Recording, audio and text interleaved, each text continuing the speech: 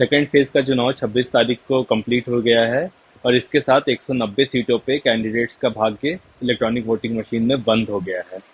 हालांकि एक नैरेटिव चलाने की कोशिश की जा रही है कि इस चुनावों में क्योंकि वोटिंग परसेंटेज कम हो रहा है, तो इसका मतलब है कि जो इनकम्बेंट है, इसका मतलब कि बीजेपी वो हार रही है। ये किस तरह का लॉजिक है, किस तरह का तर्क है, मेरी समझ से तो परे है। पर इस तर्क की हवा निकालते हैं आज की वीडियो में। नमस्कार, कंट्रोवर्शियल डिक्लेटर में आपका स्वागत है। इस वीडियो में केरला के एनालिसिस करेंगे कांग्रेस के नजरिए से और ये जानने की कोशिश करेंगे कि इन दावों में कितना दम है कि अगर वोट प्रतिशत घटता है तो सीटें घटती है इनकम्बेंट पार्टी की। तो सबसे पहले ओवरऑल केरला की बात कर लेते हैं। तो ओवरऑल केरला में लगभग लगभग 7.5% वोट का कम हुआ है। ये शाम 6 बजे तक का डेटा है। 1-2% बढ़ जाए तो बढ़ जाए, पर लगभग लगभग 5% तो आप कमी मान ही सकते हैं ओवरऑल केरला में। और केरला में पिछले बार वाली स्थिति नहीं है। केरला में इस बार कांग्रेस, बीजेपी और लेफ्ट फ्रंट तीनों ने ही पूरे दमखम के साथ चुनाव लड़ा है। लेफ्ट फ्रंट ने भी कांग्रेस के खिलाफ बहुत जोरदार प्रचार किया है और कांग्रेस ने भी दोनों के खिलाफ बहुत ही जोरदार प्रचार किया है। तो केरला में चुनाव इंटरेस्टिंग होने वाली है इस बार और देखने लायक होगी। अगर वीडियो पसंद आ रहा है तो वीडियो को लाइक और चैनल को सब्सक्राइब जरूर कर दीजिए।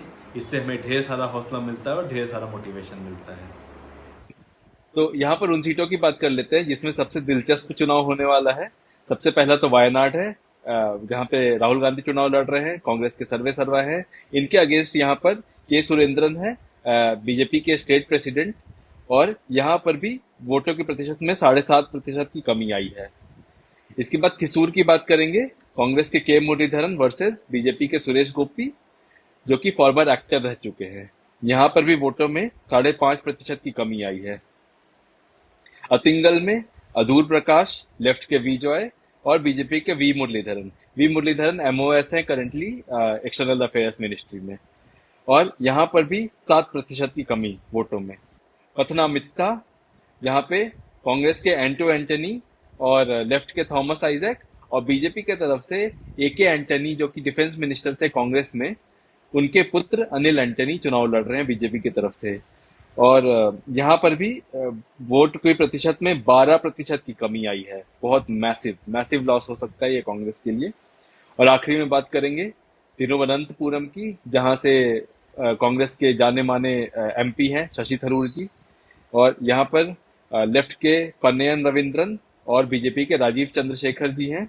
और राजीव चंद्रशेखर जी आपको बताते हैं MOS electronic and technology ministry के हैं और भारत का जो सेमीकंडक्टर का जो सेटअप हो रहा है उसमें एक बहुत बड़ी भूमिका निभा रहे हैं। और यहाँ पर भी वोट प्रतिशत की बात करें तो 9.25% की कमी आई है। यहाँ पर भी मैसिव कमी है वोट प्रतिशत की। तो अगर मोटे तौर पर देखा जाए तो पिछले बार जो जनता बिल्कुल कांग्रेस को जिताने के लिए आमादा थी, उस तरह की स्थिति नहीं है। जनता में उतना इंटरेस्ट नहीं है इस चुनाव को लेकर और कांग्रेस के लिए ओवरवेलमिंग पॉजिटिविटी नहीं है केरला में। तो कांग्रेस की स्थिति मिला जुला कर खराब ही होने वाली है और इन सीटों में उनकी स्थिति फंस सकती है। खासकर वायनाड, थिसूर, अतिंगल, पथनामित्ता और तिरुवनंतपुरम में कांग्रेस की स्थिति काफी खराब हो सकती है। और यहाँ पर त्रिकोणीय संघर्ष क्योंकि है तो बीजेपी को यहाँ काफी फायदा हो सकता है। अगर बीजेपी की तरफ से देखें तो बीजेपी के पिछले बार 13% वोट थे और सीटें एक भी नहीं आई थी। इस बार वो स्थिति नहीं है। इस बार बीजेपी का खाता खुलने का चांस है और इन सीटों में बहुत अच्छे तरीके से टक्कर दे रही है बीजेपी। इनमें से कुछ सीटें बीजेपी के खाते में जरूर आ सकती हैं। अगर आप केरला के इन 5 सीटों को देखेंगे और ओवरऑल वोट प्रतिशत को देखेंगे तो कहानी बिल्कुल साफ हो जाती है।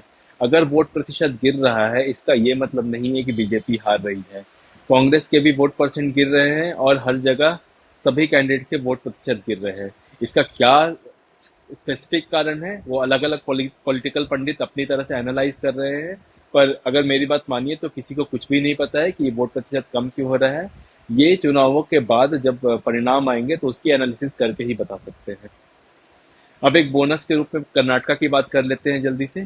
तो कर्नाटका में वोट प्रतिशत गिरा नहीं है। पिछले बार 68 पॉइंट कुछ प्रतिशत था 2019 में और अभी 2024 में 70% के आसपास मतदान रहा है। और अगर मोटे तौर पर देखें तो बैंगलोर में चुनाव की स्थिति एपैथेटिक रही है और यहाँ पर जनता उतने निकल कर बाहर नहीं आई है। पिछले बार भी यही स्थिति थी। 50% से 60% के बीच में ही मतदान हुआ है बैंगलोर के सारे क्षेत्र में। जिन 14 सीटों में मतदान हुआ है उसमें से बस एक सीट बेंगलोर रूरल की सीट है जिसमें डीके शिव कुमार के भाई चुनाव लड़ रहे हैं। बस वो सीट फंस सकती है, वो सीट कांग्रेस को मिल जाए तो मिल जाए। रेस्ट 13 सीटों पे बीजेपी वेव है अच्छे खासे तरीके से, और कोई ऐसा रीजन दिखाई नहीं दे रहा है कि बीजेपी इन सीटों को गंवा सकती है। खासकर नेहा हिमेरत वाले कांड के बाद हवा बिल्कुल बीजेपी की तरफ बहती हुई दिखाई दे रही है, और इन 13 सीटों में कोई भी दिक्कत बीजेपी को होती हुई दिखाई नहीं दे रही है। हो सकता है 14 की 14 भी मिल जाए तो कोई बड़ी बात नहीं होगी।